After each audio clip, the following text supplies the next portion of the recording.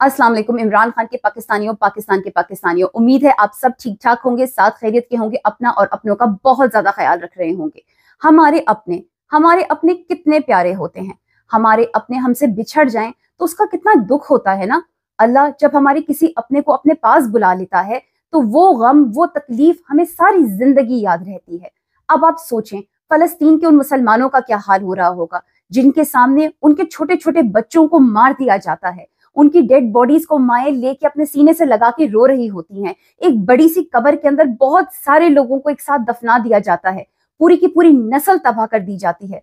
फलस्तीन के बच्चे कहते हैं कि हम तो बड़े होते ही नहीं हैं, हमें बड़े होने का हक ही नहीं है, क्योंकि हमें बड़े होने से पहले ही ये लोग मार देते हैं। क्या हाल हो रहा होगा उन लोगों का। कभी सोचें, कभी खोलें इंटरनेट और उन तस्वीरों को देखें, आपको नींद नहीं आएगी। फलस्तीन के मुसलमानों पे जुल्म इतना बढ़ गया है कि उनका पानी तक बंद कर दिया गया है। पानी जो हमारी बेसिक जरूरत है, जिंदा रहने की बेसिक जरूरत। आप ये सोचें उन बच्चों का क्या हाल होगा जो बेबसी से अपने माँ बाप की तरफ देखते हैं जब उन्हें प्यास लगती है। ये कौन जालिम है जो पानी भी बंद कर देते हैं? ये किस जंग में होता है? कौन सी जंग का उसूल है ये? ह्यूमन राइट्स वायलेशंस अपने उरूज पर हैं, लेकिन सब खामोश हैं। कोई कुछ नहीं बोल रहा, कोई कुछ नहीं कर रहा। क्यों? क्योंकि वो आवाज कैद है। वो आवाज जो सबसे ज्यादा तेज निकलती है, सबसे ज्यादा ऊंचा बोलती है, जिसका असर दूर दूर तक जाता है, जिसको फलस्तीन के मुसलमान याद कर रहे हैं। वो आवाज है इमरान खान की। वो आवाज कैद है।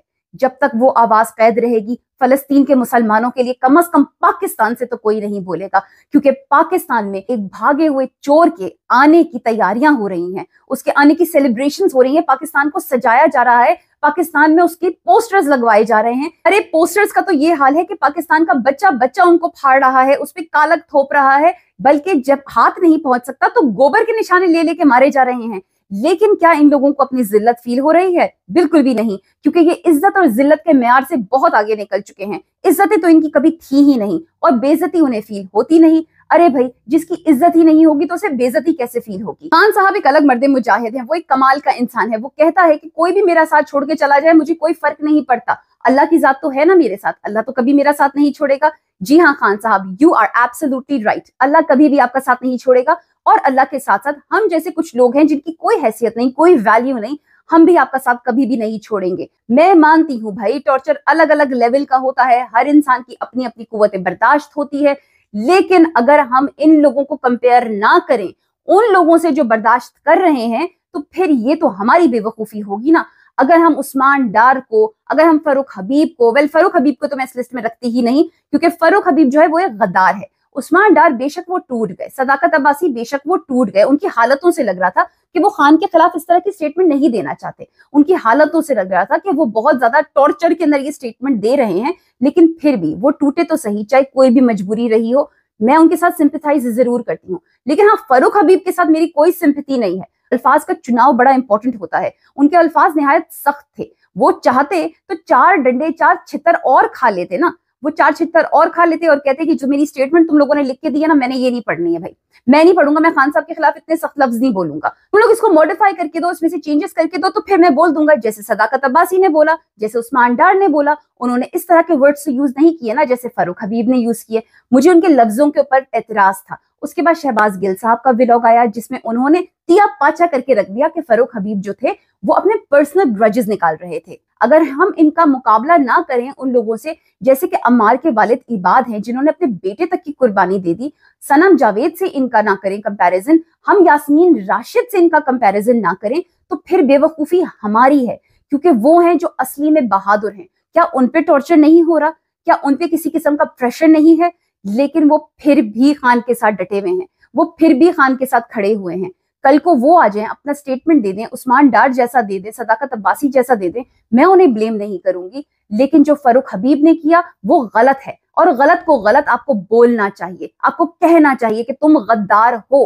और ये लोग जो स्टेटमेंट्स देकर आ रहे हैं, ये अपना ही फ्यूचर तबाह कर रहे हैं, क्योंकि खान का साथ छोड़ने वाला कहीं नजर नहीं आता। ये तमाम गन पॉइंट कॉन्फ्रेंसेस जो हो रही हैं, उसमें एक सबक जरूर है। सबक है उन ऑफिशियल्स के लिए जो अभी तक ऑफिशियल स्टेटस बरकरार करके बैठे हुए हैं, जो कोर कमेटी के मेंबर बने हुए हैं, जो खान के अभी भी सिपाही हैं, बहुत इंपॉर्टेंट लोग हैं।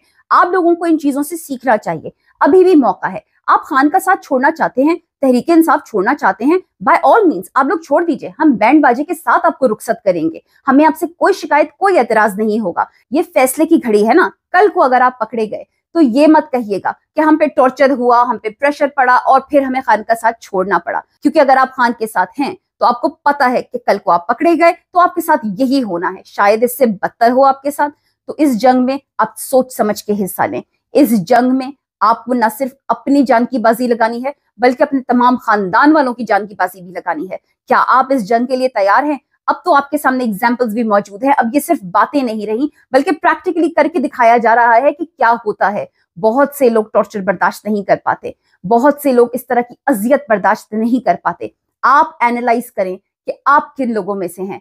क्या आप यास्मीन राशिद जैसा कलेजा रखते हैं, सनम जावेद जैसा जिगर रखते हैं, अम्मार के वालिद इबाद जैसा हौसला है आपके अंदर? अगर है तो खान के साथ खड़े रहिए, और अगर नहीं है तो तहरीक इंसाफ और खान साहब को छोड़ के चले जाइए। क्योंकि खान साहब ने कहा ना कि उनके साथ अल्लाह है, और फिर अल्लाह के बाद उनके साथ वो अवाम है जिन्हें उनसे कोई गर्ज नहीं, कोई लेना देना नहीं। वो सिर्फ खान साहब की जिंदगी चाहती है, वो सिर्फ खान साहब की सलामती चाहती है। हम खान साहब के साथ हैं और रहेंगे। ऐसे बहुत सारे लोग हैं, मुझ जैसे लोग, जिनका तहरीक इंसाफ से कोई ताल्लुक नहीं है, जिनका सियासत से कोई ताल्लुक नहीं है, लेकिन उनका खान साहब से ताल्लुक है। ताल्लुक क्या है? एक नजरिए का ताल्लुक, इज्जत का ताल्लुक, एतमाद का ताल्लुक, इस यकीन का ताल्लुक कि इमरान खान ही पाकिस्तान को बेहतर बना सकता है, इस भरोसे का ताल्लुक कि इमरान खान बेगुनाह है और वो एक ऐसा इंसान है जिसने पूरी जिंदगी मुखलिस होके सिर्फ पाकिस्तान के लिए और पाकिस्तानियों के लिए मेहनत की है। वो बेगुनाह उन जुर्मों की सजा काट रहा है जो जुर्म उसने कभी किए ही नहीं। तो क्या हमने इमरान खान साहब के लिए वो कर लिया जिसका हमने उनसे वादा किया था? आपको पता है ना इन प्रेस कॉन्फ्रेंसेस का मतलब क्या है? आपके अंदर जो डर और खौफ है ना, उसको और बढ़ाने के लिए। मई 9 का खौफ कहीं कम ना हो जाए, चलो एक प्रेस कॉन्फ्रेंस कर देते हैं। ओ, अब कुछ दिन और गुजर गए हैं, दूसरी कर देते हैं। कुछ दिन और गुजर गए हैं, तीसरी कर देते हैं। ये है प्रेस कॉन्फ्रेंस का मतलब, ताकि आप डरे रहें, आप सहमे रहें। तो क्या आप वाकई एक ऐसी कौम बन के रहना चाहते हैं जो हमेशा हमेशा किसी न किसी जालिम के डर के नीचे, उसके जबर के नीचे दबके रहेगी और अपनी आवाज घोंट लेगी, खुद ही अपने हाथों से अपना गला दबा देगी? खान साहब को कुछ हो गया ना, तो फिर इसका यही मतलब है कि आपने अपना गला अपने हाथों से दबा लिया है। जाते जाते एक बार फिर से कहना चाहूंगी, फलस्तीन के मुसलमानों के लिए दुआ करिएगा। उन पे बहुत बुरा वक्त गुजर रहा है। पाकिस्तान को फलस्तीन बनने से बचा लीजिए। कुछ करें, अपनी आवाज उठाइए, अपनी आवाज की ताकत को पहचानिए। With that, I'm going to go now. Take care. Allah Hafiz and Fi Aman Allah.